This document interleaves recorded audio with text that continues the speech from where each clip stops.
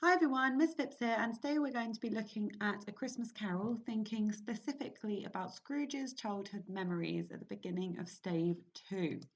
Why is this scene important then? Well, the ghost takes Scrooge back to where he grew up as a child, and we get a glimpse into the life and past of young Scrooge.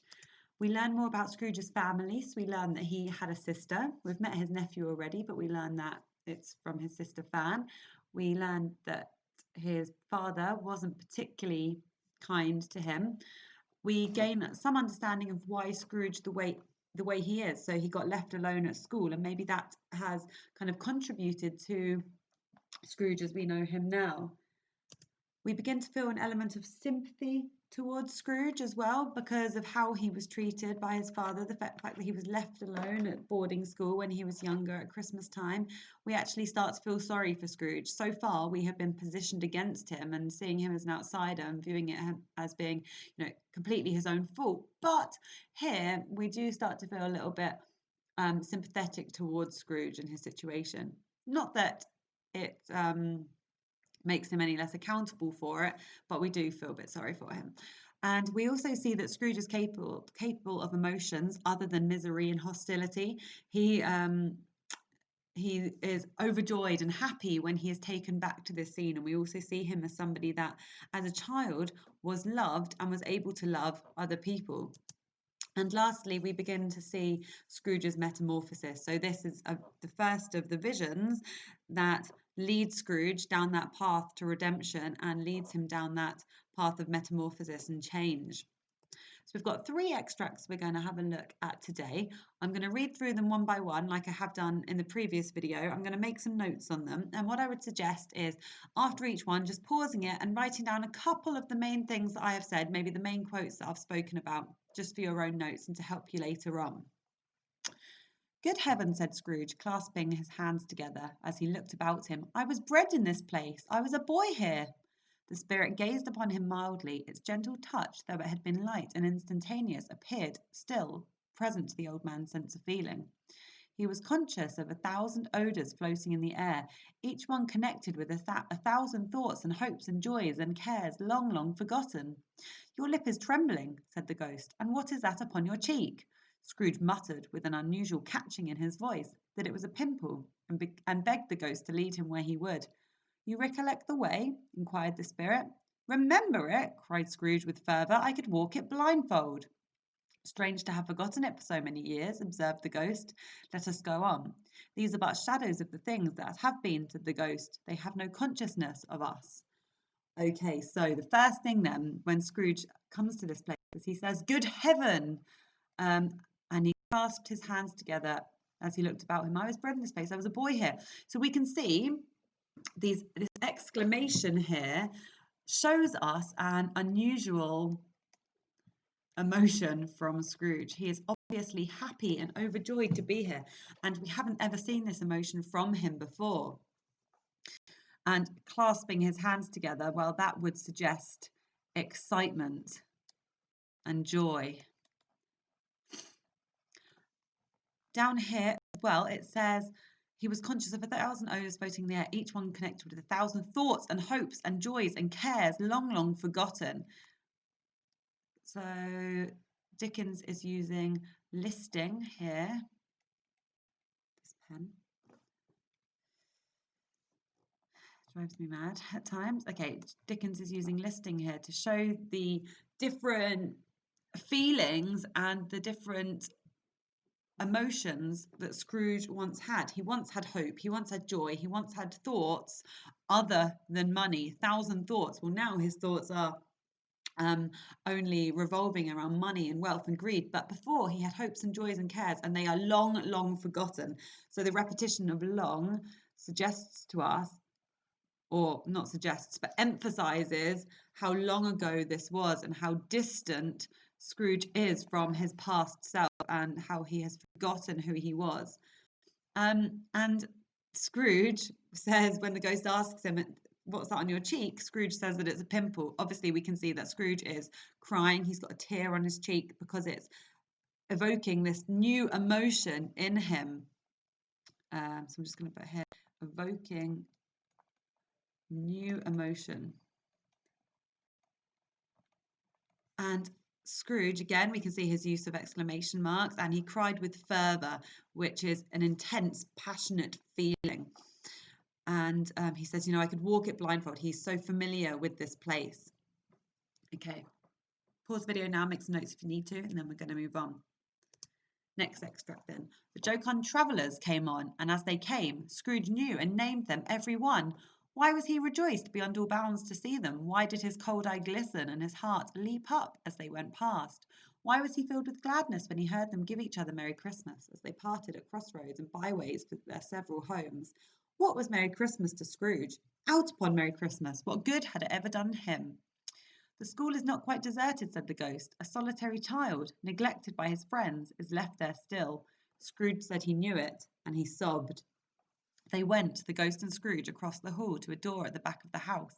It opened before them and disclosed a long, bare, melancholy room made barer still by lines of plain deal forms and desks. At one of these a lonely boy was reading near a feeble fire, and Scrooge sat down upon a form and wept to see his poor forgotten self as he used to be. Okay, so to see all these people that he once knew, Scrooge is rejoiced beyond all bounds. His cold eye glistens. We've kind of got this juxtaposition here between his eye being cold, but it glistening,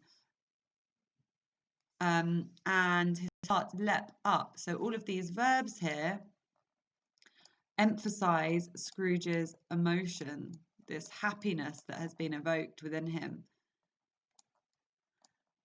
And it's, it's Dickens is kind of questioning here, why did he feel like this? Why was he so glad? Why did his cold eye glisten? To show that it is unfamiliar to him. He cannot remember ever feeling like this before. And then we've kind of got this mockery of Scrooge, because he said this before. What was Merry Christmas to Scrooge? Out upon Merry Christmas, what has it ever done him? It's echoing Scrooge's own words. Who did he say this to? He said this to Fred when Fred came to invite him to Christmas dinner. It's kind of mocking Scrooge, but also it's ironic because he once used to love Christmas, which he's clearly just forgotten about. But the school is not quite deserted, a solitary child neglected by his friends. So we need to think about the vocabulary Dickens is choosing to use here. Solitary child, this adjective here. His poor, forgotten self. A lonely boy reading by the feeble fire. All of these adjectives are evoking a feeling, an unfamiliar feeling in us as well as the reader that we have never felt before. We have never felt this sympathy to Scrooge. So it's evoking sympathy for him because, well, he was a child left alone at Christmas time with not really any warmth. There was not really a fire for him. And this melancholy place, a deep kind of depression set over this place. And notice as well that Dickens has used this adjective before. He has described Scrooge as being as solitary as an oyster. Perhaps this this experience has shaped Scrooge in some way and made him the solitary man that he is today. But we're starting to see all of these different emotions. Not only are we seeing happiness in Scrooge, but we are seeing sadness because he is sad to see himself as he once was. And the verb sobbed shows that. Okay, again, pause the video and then we're going to go on to the next one. Oh, I said about neglected as well. The fact that he was neglected, again, that's evoking sympathy. So this is another memory. We've had that first one of Scrooge, and then the ghost shows him this memory of another Christmas when Scrooge is a little bit older, but again, still at boarding school. It opened, and a little girl much younger than the boy came darting in and putting her arms about his neck and often kissing him, addressed him as her dear, dear brother. I have come to bring you home, dear brother, said the child, clapping her tiny hands and bending down to laugh. To bring you home, home, home. Home, little Fan, returned the boy. Yes, said the child, brimful of glee. Home for good and all, home for ever and ever. Father is so much kinder than he used to be that home's like heaven. He spoke so gently to me one dear night when I was going to bed that I was not afraid to ask him once more if you might come home, and he said yes. "You are quite a woman, little fan," exclaimed the boy. "Always a delicate creature, whom a breath might have withered," said the ghost, "but she had a large heart." "So she had," cried Scrooge. "You're right. I will not gainsay it, Spirit. God forbid." "She died a woman," said the ghost, "and had, I think, children."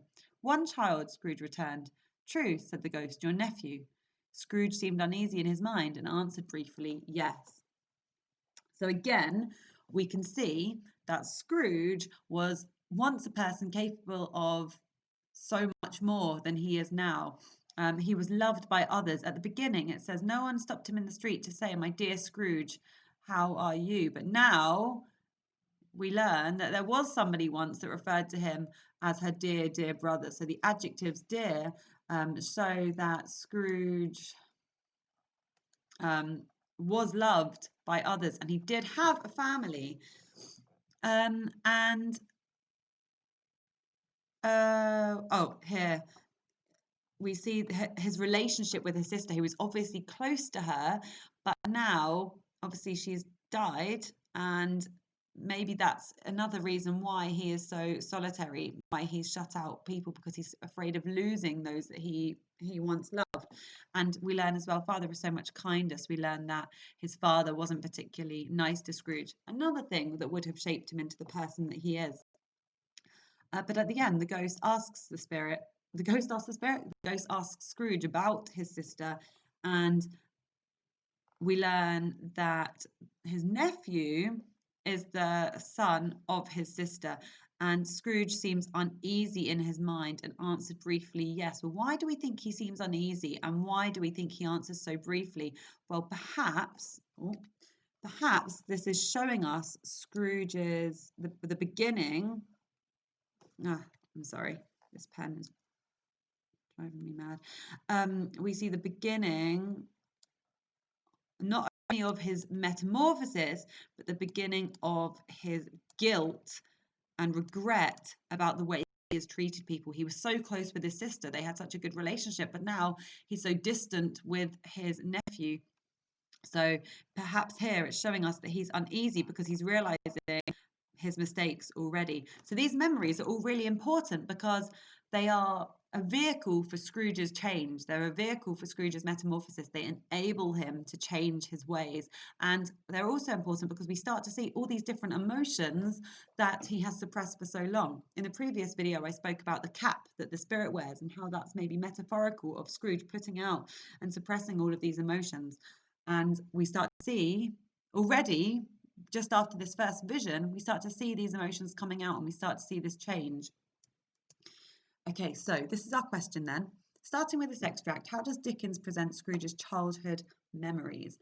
So this could be our main concept, our main idea, the main thread of our argument is that Scrooge's memories, well, Dickens presents them as being important for his metamorphosis, or Dickens uses them as a vehicle for his change.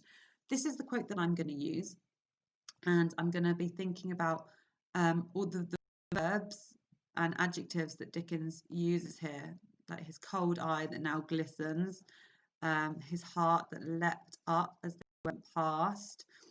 I'm going to talk about his use of exclamation to show that unusual feeling to Scrooge, and the fact that he's questioning it. Why was he filled with gladness? Why? To show that this is all unusual to Scrooge, but that he is changing. And the fact that he is showing some kind of enjoyment about Christmas. So I will talk about the kind of his metamorphosis. His changing emotions, the juxtaposition between who he was and who he is now.